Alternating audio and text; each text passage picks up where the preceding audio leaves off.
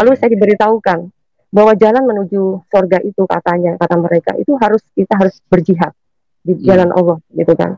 Dan di jalan Allah itu kita harus membayar sedekah dan juga infak gitu kan. Itulah jalan satu-satunya untuk bisa menuju surga dengan cara jihad. Mimpi saya itu tidak bisa terkalahkan oleh apapun. Itu yang pertama. Dan yang kedua, dalil yang di dalam atau kalimat yang di dalam mimpi saya itu buktinya ternyata ada tercatat di dalam Alkitab. Ya, ada teman-teman bilang katanya, oh apa semua dari mimpi. Hello, kalau saya balikan kepada teman-teman semua, iman Anda berdasarkan apa? Anda berkata menyaksikan, aku bersaksi atas dasar apa? Tidak ada kan?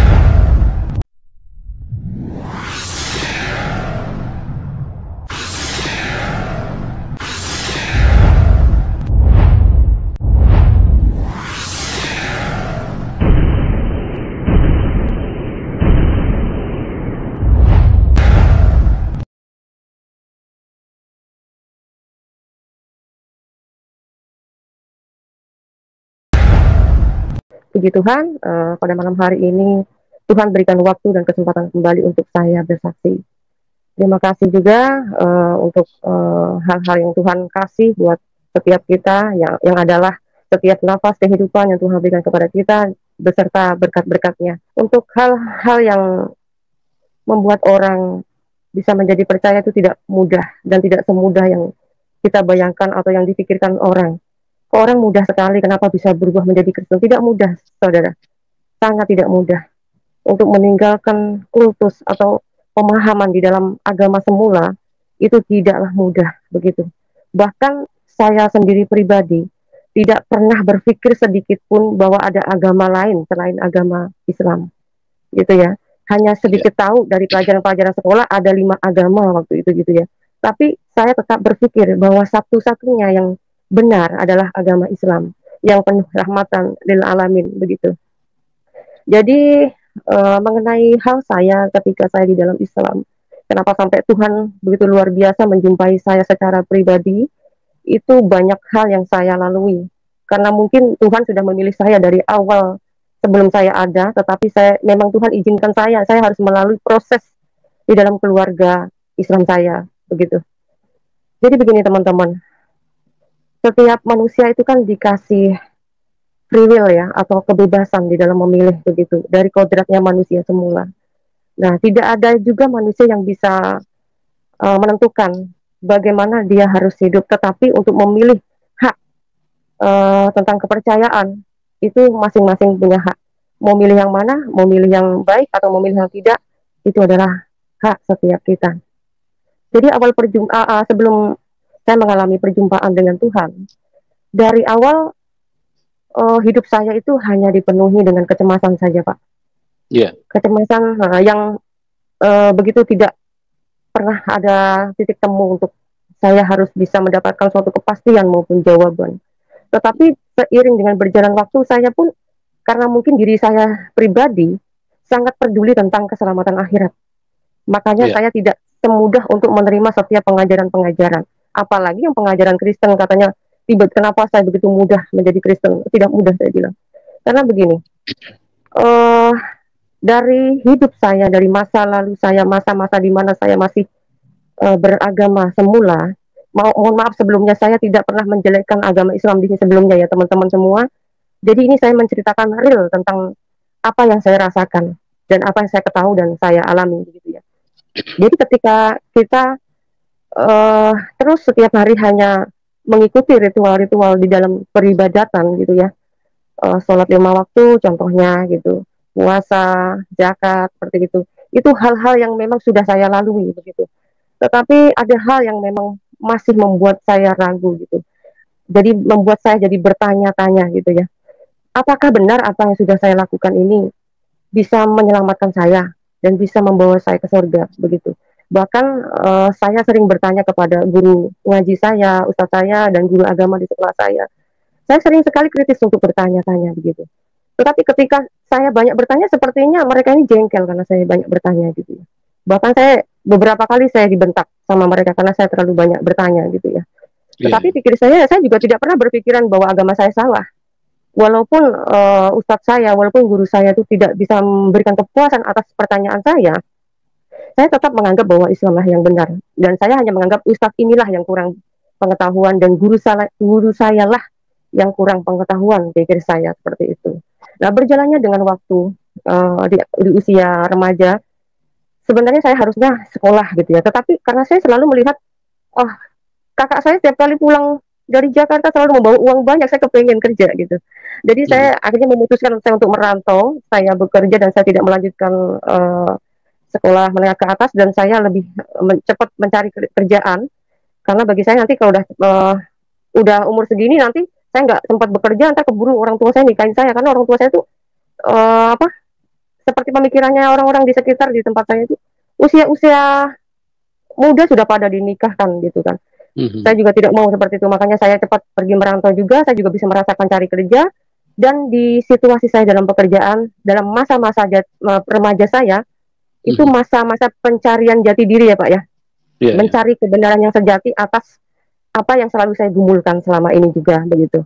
Nah, di dalam perantauan saya sambil kerja, nah pas lagi puasa seperti itu, saya juga mengikuti ibadah puasa di masjid-masjid di sekitar saya punya tinggal di kos-kosan.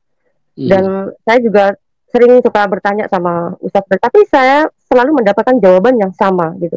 Saya tidak pernah mendapatkan jawaban yang memuaskan buat saya gitu. Maksud saya kepengen suatu kepastian di dalam Islam itu apa gitu, supaya saya masuk surga itu bagaimana begitu. Karena kita sudah kayak bisa dibilang ya uas-uasan juga kita mengikuti sholat. Karena kalau kita sudah tidak sholat, itu pasti akan mendapatkan hukuman gitu kan. Nah terus pada akhirnya saya bekerja, pas waktu itu pas baru mau masuk kerja begitu, ada 2 orang cewek gitu yang datang mencoba untuk mau berkenalan dengan saya. Dia mengajak berteman, lalu ingin ngajak ke kos-kosan saya. Setelah hari libur dia ngajak saya ke kos-kosan mereka gitu kan. Nah disitulah saya berjumpa dengan orang-orang yang bisa dibilang mereka ini diajak sharing itu sepertinya enak mengenai tentang hal ilmu keagamaan tuh, lebih fasih dan lebih apa ya lebih mengerti banyak hal gitu. Lalu saya diberitahukan bahwa jalan menuju surga itu, katanya, kata mereka, itu kita harus berjihad di jalan Allah gitu kan. Dan di jalan Allah itu kita harus membayar sedekah dan juga infak gitu kan. Itulah jalan satu-satunya untuk bisa menuju surga, dengan cara jihad gitu. Pokoknya di jalan Allah. Entah di jalan Allah itu pokoknya dengan harta kita lah, dengan apa, harus kita merekrut orang lah, pokoknya harus berjuang dalam segala untuk misi visi keislaman begitu. Lalu teman orang-orang di situ menyampaikan juga kepada saya bahwa kita harus membangun negara Islam ini menjadi negara Indonesia ini menjadi negara Islam, supaya semuanya bisa bersatu dan semuanya bisa menjadi milik Allah, dan ingin melakukan syariat Islam begitu. Oh begitu ya, akhirnya saya mulai, oh mungkin di sini gitu kan. Dan dari situ saya juga penasaran lah ya, mungkin di sinilah mungkin ada jawaban-jawaban. Saya berpikir waktu itu di sinilah orang-orang yang bisa mengerti agama yang sebenarnya, pikir saya seperti itu. Nah akhirnya berlanjut. Nah, terus saya sharing dengan mereka sampai pada akhirnya mereka mengajak saya untuk bertemu dengan ya tim yang mereka bentuk. Akhirnya kami 3 orang satu kos, dan saya berpisah dengan teman saya yang kos saya diberikan tempat sama mereka, jadi 3 orang per kontrakan. Itu namanya dibentuk tim 1 namanya, ada tim 1 gitu dibentuk buat kami begitu. Nah setelah itu untuk hal pengajaran yang lebih, untuk mengerti hal pemahaman tentang konsep-konsep tentang negara Islam Indonesia ini, saya dan kami teman-teman rekan-rekan di satu wilayah itu janjian di satu tempat, dan situ nanti kita dijemput bersama-sama dengan ditutup mata kita. Dengan ditutup mata kita itu bertujuan supaya suatu waktu kita keluar dari organisasi itu kita tidak membongkar tempatnya, itu begitu tujuannya. Nah terus di dalam pengajaran-pengajaran itu dituliskan, didoktrinkan tentang hal-hal bagaimana konsep negara Islam ini yang dibentuk ini, dan bagaimana tujuannya, bagaimana pergerakannya, itu semuanya diberitahu kepada kami begitu. Dan ajaran yang diajarkan di situ, kita lebih fokus kepada terjemahannya Al-Quran, dan tidak fokus lagi dengan Qurannya. gitu. Nah, tetapi untuk itu kan ada level-levelnya ya Pak ya, ada Iya. level-levelnya gitu. Kalau level hanya semacam level saya kan bukan bukan orang yang saya jadi dari mantan ustazah atau apa, tidak. Saya kan awam, orang awam, dan kebanyakan jamaah-jamaah itu orang awam semua. Nah, Hmm. intinya begini, saya tetap beragama Islam waktu itu, tetapi saya bukanlah orang uh, yang punya pendidikan tentang keislaman yang mungkin bisa dibilang ustazah atau dari lulusan apa segala macam, tidak. Intinya saya tetap Islam, dan disitulah saya merasa bahwa inilah pengajaran yang tidak ditutup-tutupi begitu, karena pengajarannya juga care ya, jadi Iya. berbahasa Indonesia begitu. Nah, ini yang selama ini saya cari, karena waktu dulu saya di kampung saya itu tidak pernah diberitahu apa arti daripada isi Quran itu. Paling cuman hanya surat-surat hafalan saja yang ada arti-artinya. Selainnya tidak ada, cuma hanya juz amma kayak begitu. Hmm. Nah, dari situlah mungkin sepanjang hidup saya terus mencari kebenaran, dan terus saya mencari kebenaran begitu.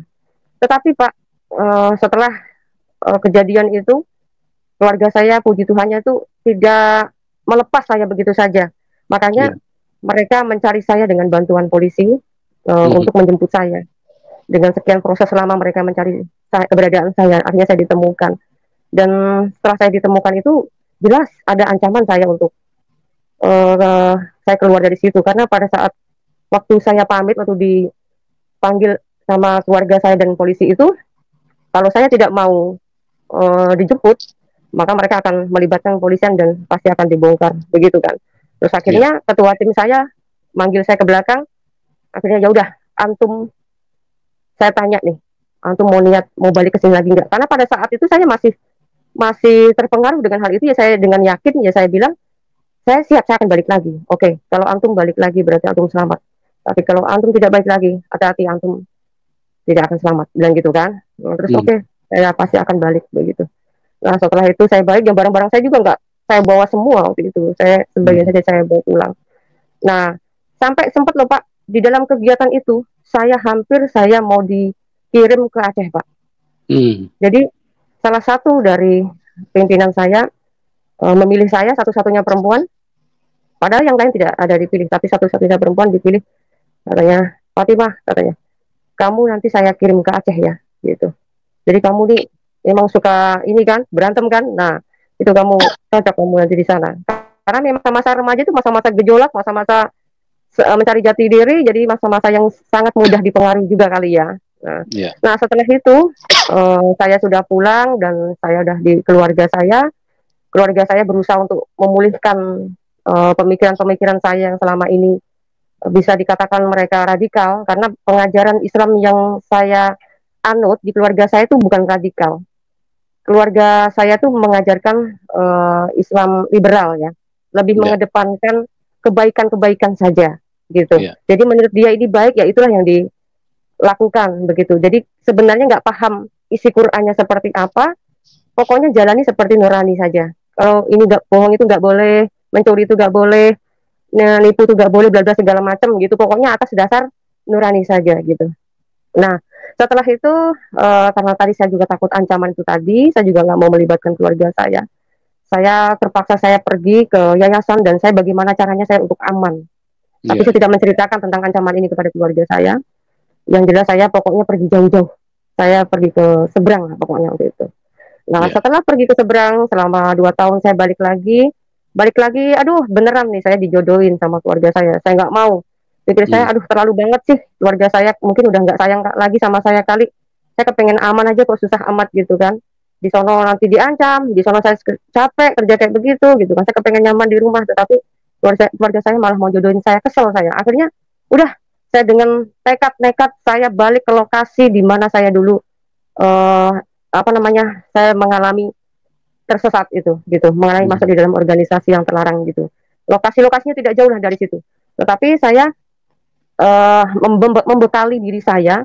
Tadinya saya belajar kayak semacam kayak kungfu kayak gitu gitu untuk bela diri gitu kan, Iya. tapi kok saya rasa kok lama amat ini kayaknya nih, nggak bisa ini kayaknya, nggak bisa lama. Akhirnya saya memutuskan untuk mencari ilmu, dan saya mau apa namanya, mau iniin saya apa, mencari ilmu kekebalan itu secara instan Hmm. gitulah ya. secara Iya. instan. Setelah itu saya memberanikan diri saya untuk merantau ke tempat lokasi di mana saya dulu tersesat di situ. Nah, di situ saya sudah mulai niat yang sangat buruk karena sudah brutal saya. Mhm. Brutalnya begini, mau buat apa lagi saya gitu kan. Mau gini salah, mau begitu salah gitu kan. Ya sudah, hampir saya punya niat untuk saya menjadi pembunuh bayaran saja. Jadi Mhm. gitu.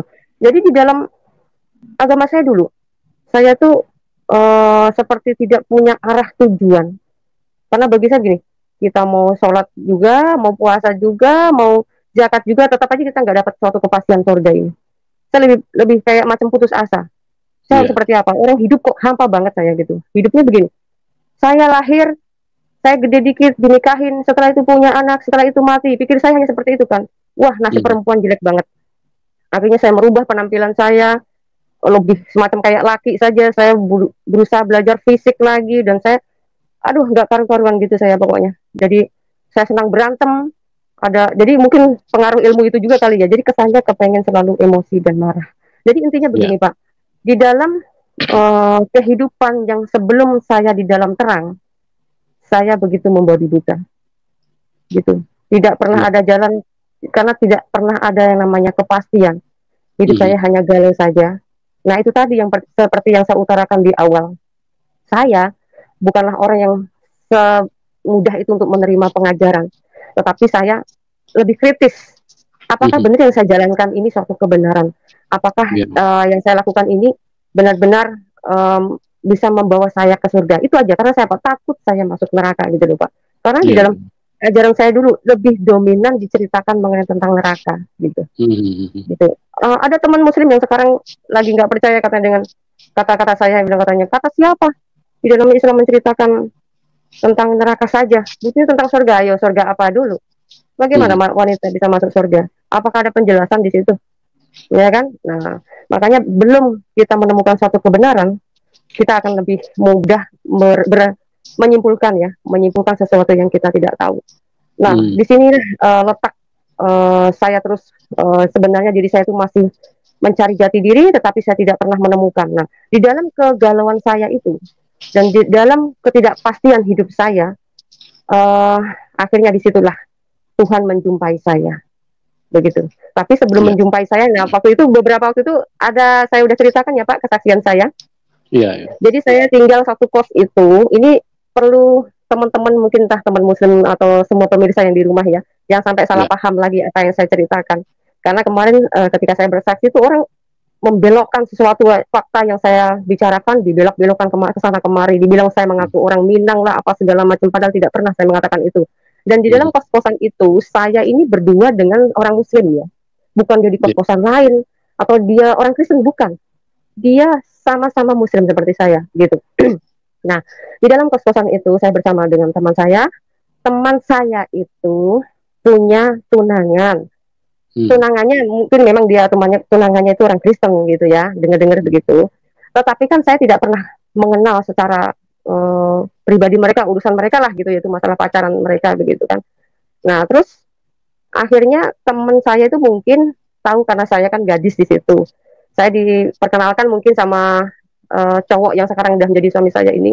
Jadi cowok itu datanglah ke kos-kosan saya. Nah, saya juga tadinya saya nggak berpikir dia ini Kristen atau apa gitu, karena saya tidak pernah pusingin dengan masalah agama waktu itu kan. Pokoknya yang jelas saya kebenaran ya di dalam Islam aja. Saya hampir-hampir nggak percaya kalau misalnya ada orang Kristen beneran di depan saya gitu kan. Nah, terus uh, di dalam perjalanan hidup saya itulah akhirnya di dalam perjalanan itulah situasi itu cowok ini mengungkapkan bahwa dia suka sama saya gitu kan. Oh suka ya sudah gitu, tapi nggak lama, nggak mesti pakai bulan-bulanan ini gitu. Jadi Mhm. saat beberapa minggu saja dia sudah menunjukkan sukanya sama saya gitulah gitu ya. Iya. Setelah itu saya mulai, namanya laki dengan perempuan gimana sih Pak hubungannya, kita kan pasti ada di titik suatu bahaya ya di situ ya. Sebagai Iya. wanita kita akan diperhadapkan bahaya kalau sering berjumpa dengan laki-laki gitu kan. Mhm. Nah, akhirnya saya mulai tahu bahwa dia ini seorang Kristen gitu. Nah, Mhm. karena dia seorang Kristen ini saya mulai berpikir, waduh, dia ternyata Kristen gitu kan. Akhirnya saya sebagai perempuan ya, saya memberikan ketegasan sama dia. Kita cari suatu tempat yang enak gitu ya.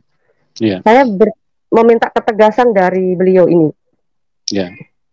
Terus udah gitu, kamu emang benar suka sama saya gitu kan? Ya iya suka lah gitu. Oke baik. Kalau memang kamu suka sama saya, ya kamu ya harus minta izin sama kedua orang tua saya dan kamu harus masuk agama saya, begitu kan? Nah Ya. terus aku bilang, dia bilang katanya nggak bisa dek, kamu kan cewek, cewek itu harus ikut saya, harus ikut laki-laki gitu kan kata dia. Oh Hmm. nggak bisa, maaf ya, saya bilang kalau soal agama saya nggak mau main-main gitu kan. Terus dia bilang ya udahlah kalau gitu kita jadi teman biasa aja, kamu saya anggap Hmm. adik aku katanya gitu kan. Sebenarnya Ya. dalam hatiku kecewa karena kok hanya begitu saja cintanya kepada saya. Ya sudah, akhirnya kami memutuskan untuk putus dan kami tidak berjumpa. Dan saya klarifikasi lagi nih supaya teman-teman jangan salah paham lagi. Kemarin bilang katanya sebelah saya Kristen, cowok saya ini di sebelah saya. Tidak, cowok saya itu jauh tinggalnya, ya Hmm. bukan di sekitar saya atau di kontrakan dekat saya, tidak. Jadi itu jauh. Nah setelah sudah berpisah itulah saya kembali untuk bersemangat untuk saya harus apa namanya pencarian jati diri saya. Saya masih niat lagi kepengen menjadi seorang pembunuh bayaran aja.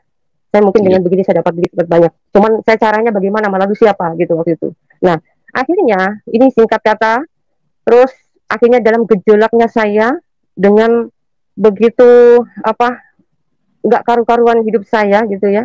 Tuhan Hmm. menjumpai saya melalui mimpi itu.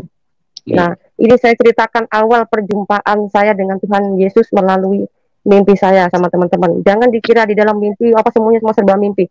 Karena Tuhan hadir itu bisa dengan cara apapun. Ya, ada teman-teman bilang katanya, "Oh, apa semua dari mimpi?" Hello. Kalau saya balikan kepada teman-teman semua, iman Anda berdasarkan apa?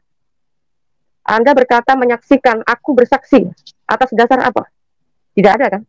Kalau saya balikan, ya. Sekarang ini saya menceritakan tentang fakta tentang Tuhan yang saya anut sekarang. Awal perjumpaan saya dengan Tuhan memang melalui mimpi. Tetapi mimpi bukan sekedar mimpi.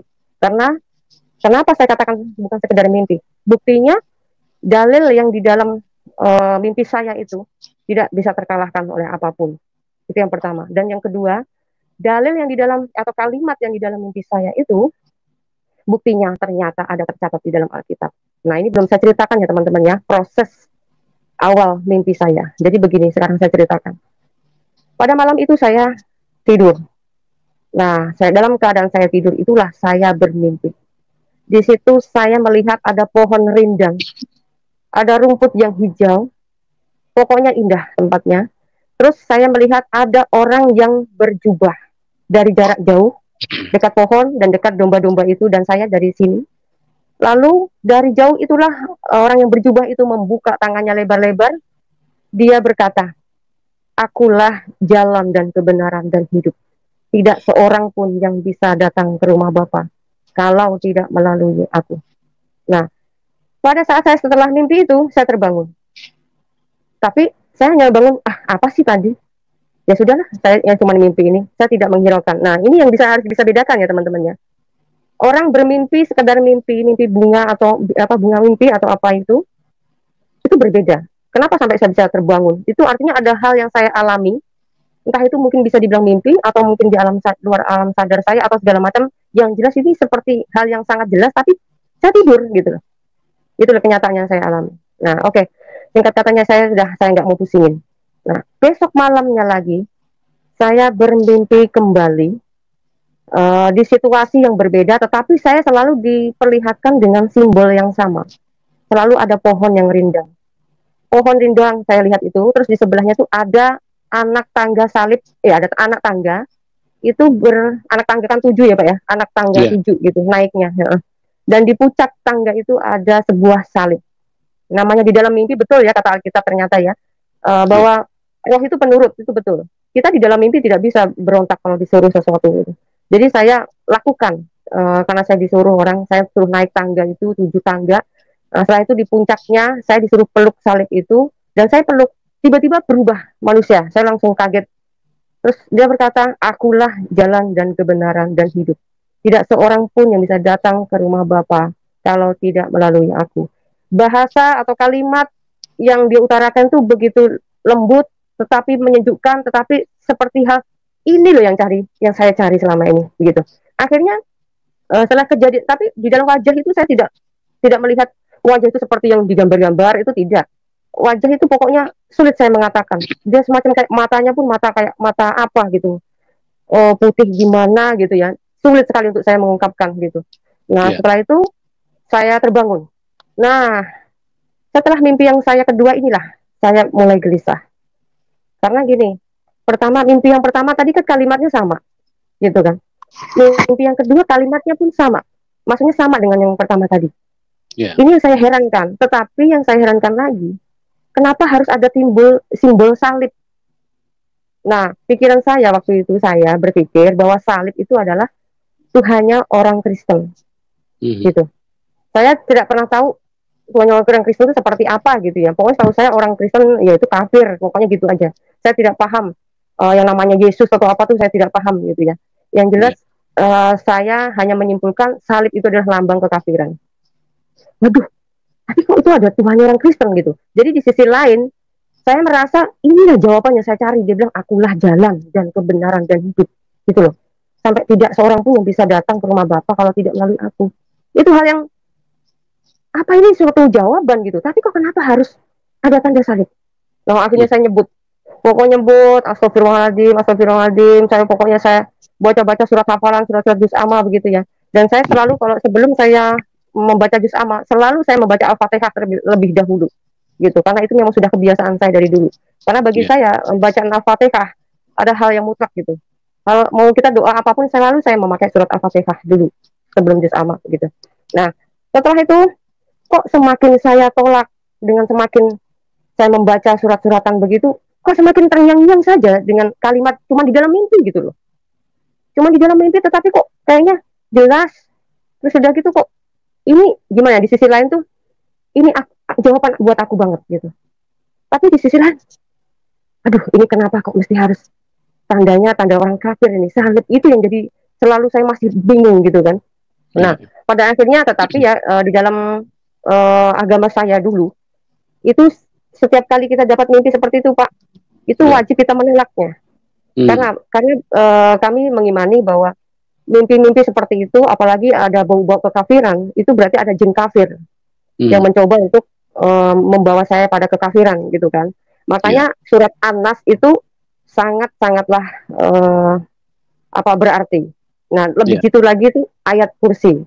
Itu sangat lebih gitu lagi gitu. Nah, tetapi pada saat itu saya hanya surat-suratan saja karena saya waktu itu saya juga tidak membawa Quran ya. Jadi saya pokoknya hanya membaca-baca surat hafalan saja gitu. Nah, terus pada akhirnya singkat katanya itu ini selalu membuat saya terngiang-ngiang. Dalam aktivitas saya selalu berpikir di situ. Dalam aktivitas apapun saya selalu merenungkan kalimat itu. Seperti kayak mengejar saya gitu loh Pak. Waduh, ini kenapa sih ini ngejar saya terus? Aduh, saya pokoknya berusaha untuk semakin saya tolak dengan surat-suratan, semakin jelas lah perkataan itu, malah justru kayak semakin ngejar saya. Saya benar-benar kayak mau makan pun kayak nggak enak gitu ya. Jadi merasa apa sih sebenarnya semua ini gitu kan.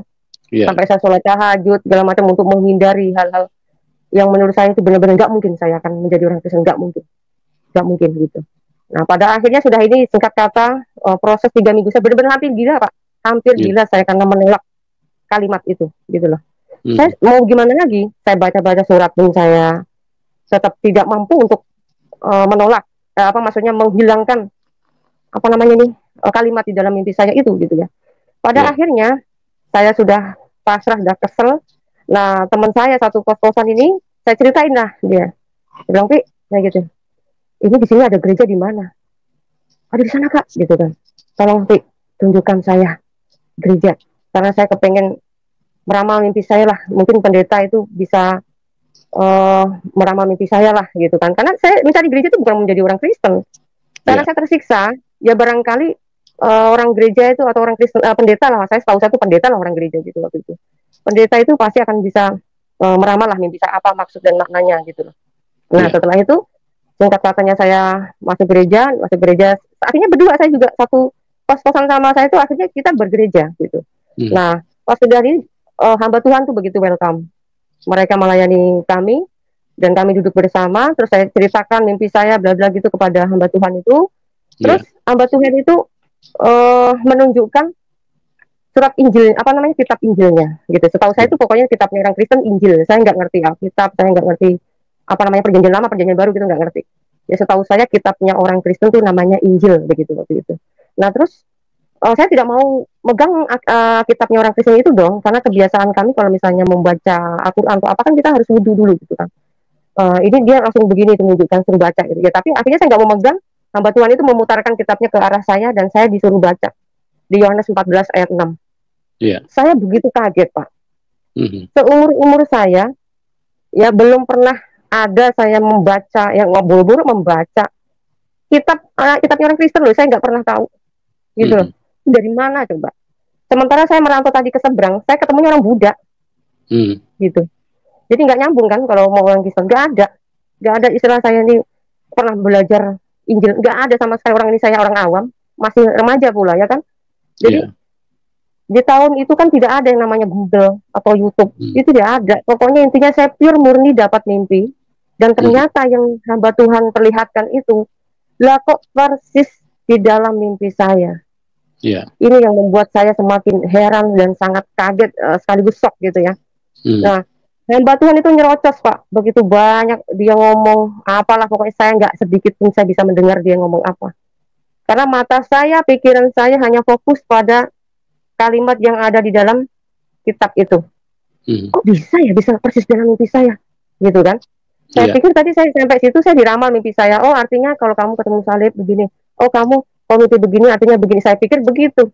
Ternyata sampai di gereja hamba Tuhan itu memperlihatkan kalimat yang di dalam mimpi sama saya sama persis di dalam kitab itu. Nah, pada akhirnya hamba Tuhan itu bilang saya, gimana Mbak? Ngerti kan maksud saya tadi? Nah, kalau Mbaknya mau belajar lagi ke sini, kami dengan senang hati akan melayani kalian gitu kan. Oh ya terima kasih Pak. Akhirnya kami permisi. Aduh, sampai rumah saya lebih galau lagi Pak.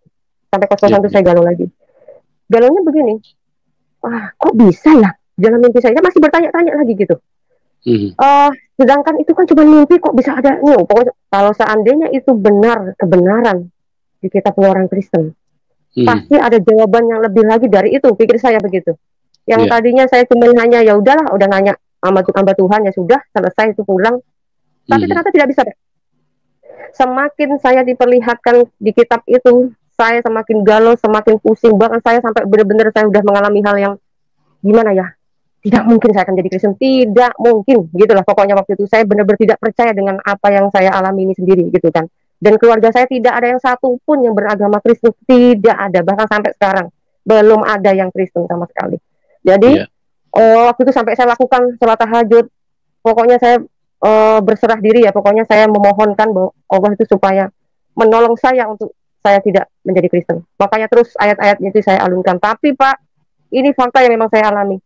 Ternyata tidaklah bisa. Ya sudah, akhirnya saya dengan teman saya memutuskan, kita belajar lagi gereja yuk. Ayo Kak, gitu. Jadi singkat katanya Pak, kami diberi waktu khusus dalam waktu 1 minggu tuh 2 kali dikasih hamba Tuhan itu untuk kami konseling mengenai tentang Alkitab ya, yang sekarang saya tahu saya itu Alkitab. Nah, terus akhirnya teman satu kontrakan saya tadi itu bisa belajar bareng sama saya tuh selain katekesasi Pak, beda dengan katekesasi. Ini beda hanya untuk pendalaman gitu ya.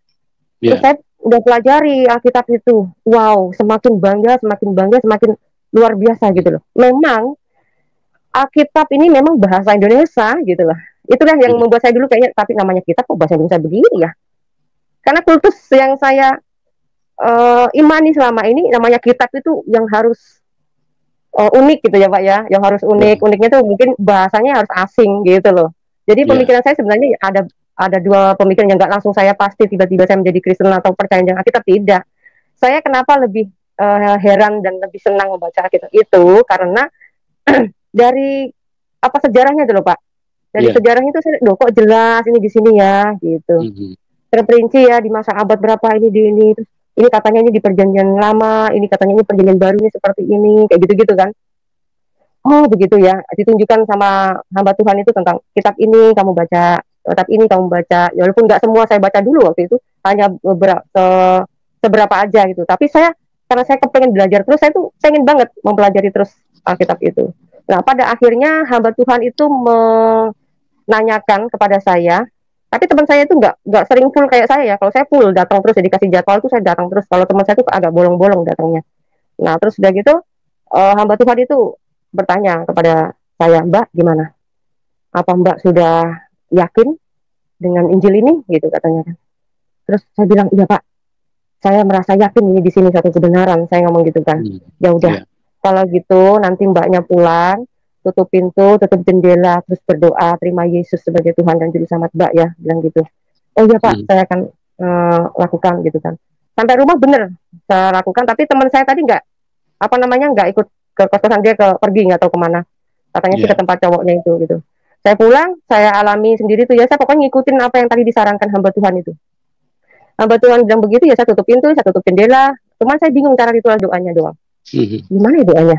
Tetapi kan saya sering lihat hamba Tuhan itu kalau setiap kali mau ngajarin kita, selalu dia berdoa cuma hanya tutup tangan, lipat tangan, tutup mata, begitu doang. Ya sudah, saya praktekkan. Tapi karena nggak ada sofa, nggak ada tempat duduk, saya duduk di bawah, saya bersila saja. Saya dalam keadaan saya duduk bersila itu, maksudnya dalam duduk bersila itu, waktu saya berdoa, saya bilang gini, Tuhan Yesus, aku mau menerima Engkau sebagai Tuhan dan Juru Selamatku yang hidup. Hanya perkataan itu saja loh Pak, saya belum ngomong yang lebih-lebih, belum yang lebih lah pokoknya. Tiba-tiba ada sesuatu hal yang seperti lepas dari diri saya. Badan saya ini seperti terangkat gitu. Otomatis kaget dong saya. Tadinya saya pejam mata, saya berdoa begitu, tiba-tiba ada sesuatu hal yang saya rasakan aneh, ya saya langsung melek, saya buka mata. Nah, setelah saya buka mata itu, ada sesuatu hal yang baru yang saya rasakan. Hal yang sulit terkatakan, tetapi itulah saya alami begitu. Bisa dibilang kalau orang Islam kan mungkin bahasanya bau surga begitu ya. Ada hal tiba-tiba kayak cara pandang saya, kayak ini saya tuh berubah gitu. Tadi yang saya berambisi pengen jadi pembunuh bayaran, senang dengan kekerasan, hal-hal yang negatif itu seperti lepas dari diri saya. Jadi kayak saya, memang hamba Tuhan tuh selalu ngomong gini ke saya, kalau kita mengikut Yesus harus meninggalkan manusia lama, mematikan manusia lama dan menjadi manusia baru, katanya seperti itu. Walaupun saya sebenarnya waktu itu belum terlalu paham apa yang dikatakan hamba Tuhan ini, tapi akhirnya saya mulai mengerti. Oh, mungkin begini maksudnya. Puji Tuhan tuh hal-hal yang negatif dari diri saya itu begitu lepas dari diri saya. Nah, itulah awal perjumpaan saya dengan Yesus, dan begitu banyak hal yang saya alami setelah saya terima Yesus. Ini ceritanya lebih unik lagi. Karena orang sudah menerima Yesus tidak semudah itu untuk kita tiba-tiba menjadi berubah, Power Rangers, gitu-gitu, enggak. Tetapi kita akan mengalami sesuatu hal yang dimana itu kita akan diperhadapkan dengan pergumulan, proses Tuhan yang mengajarkan saya secara alami, ya. Perjumpaan Tuhan itu bukan cuma hanya dalam waktu saya bermimpi doang. Jadi hal dari suara pun saya alami, penglihatan pun saya alami. Dalam perjalanan saya mengikuti Tuhan itu benar-benar Tuhan itu hidup. Tuhan itu ada. Dan Tuhan beserta itu hanya di dalam Tuhan Yesus Kristus saja. Amin. Tuhan yang lain nggak tahu, ya. Kalau dulu saya mengatakan yang Maha Pengasih dan Penyayang, itu hampa. Kasihnya seperti apa sih? Penyayangnya seperti apa sih? Saya memohon ampun, pokoknya asumsi saya aja, saya udah diampuni, begitu aja. Saya tidak pernah peduli dengan yang namanya pengampunan yang sesungguhnya. Dan ini saya rasa juga dialami oleh teman-teman semua yang masih berada di agama lama saya. Itu pasti. Jadi selama ini merasa diampuni dosanya. Kalau boleh jujur ya teman-teman semua, kapan sih Tuhan itu kapan sih Allah itu pernah berkata, aku mengampuni dosa-dosa kalian, aku mengampuni dosamu. Dengan cara apa? Nah, saya ajak teman-teman semua, jangan hanya menjalani sesuatu yang bahkan sendiri kita tidak tahu. Jangan menyembah sesuatu yang bahkan sendiri kita tidak kenal apa yang kita sudah. Dan jangan selalu berasumsi bahwa dosa kita sudah diampuni. Dan jangan pernah merasa kita sudah mengenal Tuhan. Kapan Tuhan memperkenalkan dirinya? Apakah kita hanya berasumsikan alam ini yang kamu rasakan, nafas kamu yang kamu rasakan itu kan sudah ciptaan Tuhan. Tuhan yang mana? Nah, di sini saya mau pesan sama kawan-kawan semua, dimanapun Anda berada. Yang saya alami selama ini, begitu bodoh-bodohnya saya hanya menjalani kehidupan keagamaan saya dulu. Ya, kita selalu hanya berasumsi Tuhan Maha Pengampun, Tuhan Maha Penyayang, Tuhan Maha Pengasih. Kapan? Kapan Dia mengasihi kita? Kapan Dia mengampuni kita? Kapan dia menyediakan surga buat saya? Kapan dia menyediakan jalan buat saya masuk surga? Kapan ngomongnya? Kalau hanya mengklaim bahwa Tuhan itu pencipta langit dan bumi, semua Tuhan di dunia ini, semua agama juga mengklaim bahwa Tuhannya pencipta langit dan bumi. Tetapi perlu teman-teman sadari, semua pemirsa dimanapun kalian berada, saya kasih tahu, tanpa Tuhan datang menemui kita, kita sebagai orang yang sudah jatuh dalam dosa, tidak akan mungkin kita bisa mengenal Tuhan. Amin. Siapa diri kita? Gitu. Ya, saya tidak memaksa teman-teman semua untuk harus pindah agama, tetapi selidikilah keyakinan Anda, gitu. Apakah dengan hanya membaca, apakah hanya dengan menghafal-hafal Anda mengetahui kebenarannya? Atau justru Anda sudah mengetahui kebenarannya, tetapi Anda tetap tidak mau lepas dari zona aman Anda? Sekarang saya beritahu sama teman-teman semuanya, pemirsa di luar sana, bahwa berpindah keyakinan dari Islam ke Kristen bukanlah enak yang seperti Anda pikirkan. Karena apa? Kita akan hilang dari zona aman kita. Kita kehilangan segala-galanya. Yeah. Ya. Bahkan bisa dibilang, kamu agama Kristen? Oh, gini-gini. Di dalam lingkungan, kita sebagai minoritas. Apa enaknya kamu jadi kaum minoritas? Kita hanya cuma dikatain kafir. Waktu dulu, bahasa kafir itu begitu menakutkan buat saya. Bahasa murtad itu begitu najis buat saya. Tetapi inilah, karena memang ini adalah aku yang dipilih Tuhan. Tuhan yang memilih aku, dan bukan aku yang memilih Tuhan.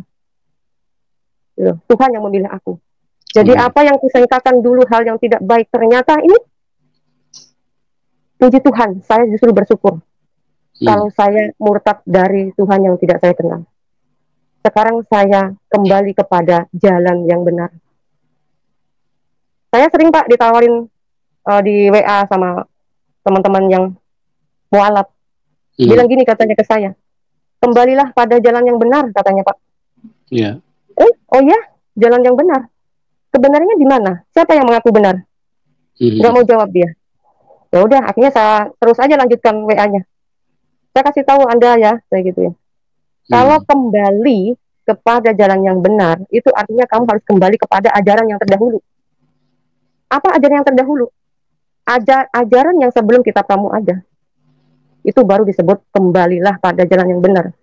Tetapi kalau merosok ke sana, itu bukan jalan yang benar, bukan ngajak kembali Anda, ngajak merasuk ke jurang maut Anda ini, saya gituin.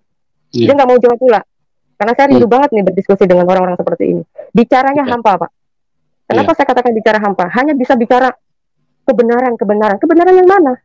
Siapa yang pernah bisa menyatakan diri akulah kebenaran? Siapa?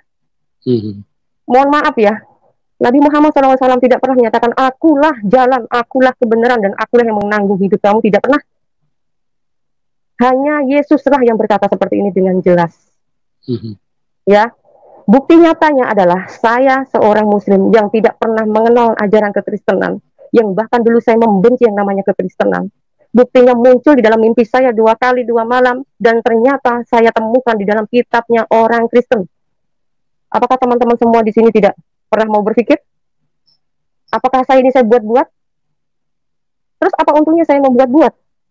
Saya jauh dari zona aman saya, teman-teman. Saya anak terakhir dari ke-10 saudara. Bisa dibilang saya anak kesayangan mereka. Tetapi ketika saya meninggalkan Yesus, meninggalkan ajaran saya dulu, Islam, teman-teman mau tahu nggak? Tangan saya ini dibilang najis sama mereka. Bahkan menurut ajaran saya, Pak, begini. Ketika orang melakukan ritual ibadah puasa, ya, itu berarti mereka ini seolah-olah ingin mau menebus dosanya gitu. Terus sampai pada akhirnya Idul Fitri. Idul Fitri itu artinya hari kemenangan atas keprihatinan kita menahan lapar dan haus tadi ya. Itu merasa suci gitu loh. Kita merasa suci karena Fitri itu, Idul Fitri itu gitu. Pada akhir waktu saya lebaran pulang waktu itu, tangan saya katanya dibilang najis sama kakak-kakak saya. Karena saya sudah kafir. Karena bagi mereka saya ini mengotori kesucian mereka. Karena sudah puasa 1 bulan, lebaran harus salaman sama saya tuh. Itu sampai geger, Pak. Dari situlah saya trauma, saya nggak berani pulang lebaran. Sampai detik ini saya belum pernah saya namanya pulang sampai lebaran. Tapi kalau mereka, kalau saya pulang dengan hari-hari biasa, mereka sih terima. Itu pun Pak, nggak semudah itu jalan saya tiba-tiba balik saya diterima begitu. Sejak saya mengambil keputusan saya Kristen, seperti saya kayak orang lepas. Saya seperti sebatang kara. Nah, ini pergumulan saya, ini belum saya ceritakan semuanya. Hidup saya bersama Yesus saya lalui, setelah itu saya proses menikah. Ya, sudah menikah saya alami begitu hal, banyak sesuatu yang bisa dikatakan aku sendiri. Sampai pada akhirnya saya mengatakan, Tuhan, saya menguji Tuhan lagi, jangan salah teman-teman. Perjalanan hidup saya itu tidak semudah, maka tadi saya katakan ketika kita sudah menerima Yesus, tidak semerta-merta tiba-tiba kita berubah gitu, enggak. Proses yang Tuhan kasih itu sangat tidak enak. Tetapi sekarang saya baru menyadari, saya didewasakan di dalam iman melalui pengajaran-pengajaran melalui hidup saya bersama Tuhan itu. Baru saya mengatakan, Tuhan luar biasa, Engkau begitu baik. Aku diperhadapkan dengan masalah seperti ini, masalah seperti itu, masalah seperti ini, masalah seperti itu. Ternyata Tuhan mau mengajari saya. Saya akan menjadi berkat buat orang lain juga ketika orang lain itu menghadapi hal yang saya alami. Amen. Saya waktu itu juga berpikir, saya baru usia seperti ini saja, saya sudah diperhadapkan hal goncangan yang membuat iman saya cukup goncang waktu itu. Saya pernah menghujat Tuhan. Tuhan, saya sudah nggak mau kenal Kau lagi. Saya sudah nggak mau ke gereja lagi. Pikir saya kecewa waktu itu. Gimana nggak kecewa? Saya bisa terbang rasa sendiri. Ya, di sini saya tidak bisa menceritakan hal yang lebih ya untuk masalah saya gitu. Tapi intinya saya waktu itu saya merasa saya sendiri, saya sebatang kara. Nggak mungkin lagi kan saya mau mau minta tolong sama keluarga pun nggak mungkin karena saya sudah keluar gitu kan. Tetapi pada saat kejadian itu tiba-tiba ada suara teman-teman. Ini bukan cerita, bukan dongeng ya teman-teman ya. Seperti Pak Yusuf katakan, orang bisa membaca dari apa gerak-gerik dari mata saya atau mungkin dari gerak-gerik face saya. Saya mengatakan dengan sesungguhnya, ketika saya menangis dan menghujat Tuhan, saya guyur-guyur air itu supaya orang tidak mendengar saya begitu sedih, saya begitu putus asa.